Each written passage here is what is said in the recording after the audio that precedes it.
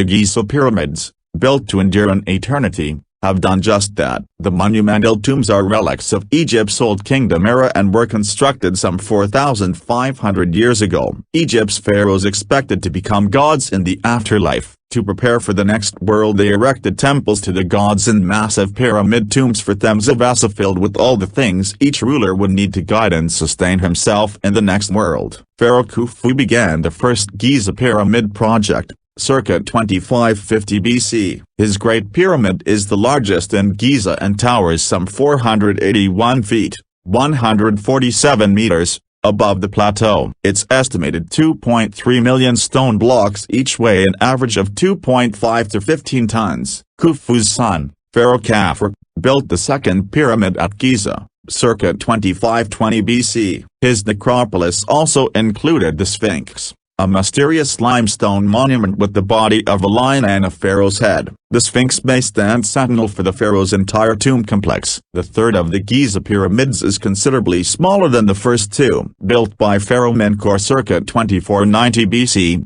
it featured a much more complex mortuary temple. Each massive pyramid is but one part of a larger complex, including a palace, temples, solar boat pits, and other features. The ancient engineering feats at Giza were so impressive that even today scientists can't be sure how the pyramids were built, yet they have learned much about the people who built them and the political power necessary to make it happen. The builders were skilled, well-fed Egyptian workers who lived in a nearby temporary city. Archaeological digs on the fascinating site have revealed a highly organized community, rich with resources, that must have been backed by strong central authority. It's likely that communities across Egypt contributed workers, as well as food and other essentials, for what became in some ways a national project to display the wealth and control of the ancient pharaohs. Such revelations have led Zayhawals, Secretary-General of Egypt's Supreme Council of Antiquities and a National Geographic explorer in residence,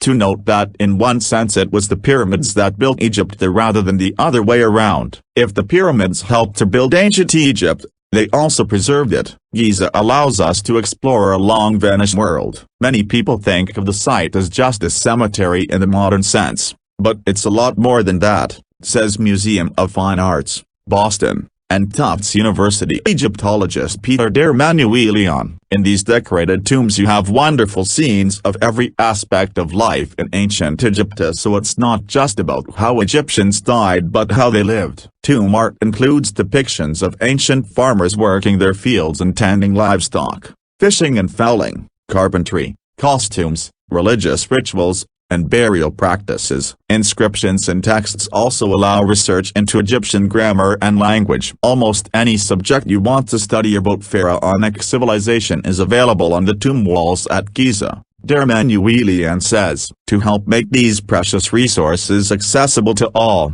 Dermanuelian heads the Giza Archives project, an enormous collection of Giza photographs, plans, drawings, manuscripts, object records, and expedition diaries that enables virtual visits to the plateau. Older records preserve paintings or inscriptions that have since faded away, capture artifacts that have been lost or destroyed, and unlock tombs not accessible to the public. Armed with the output of the longest-running excavations ever at Giza, the Harvard Museum of Fine Arts, Boston Expedition, 1900-47, Dermanuelian hopes to add international content and grow the archive into the world's central online repository for Giza-related material. But he stresses that nothing could ever replicate, or replace, the experience of a personal visit to Giza. Tourism to the structures has declined rapidly since the advent of the Arab Spring in 2011 when Egypt experienced a political upheaval that lasted years. The country has since been through several administration changes,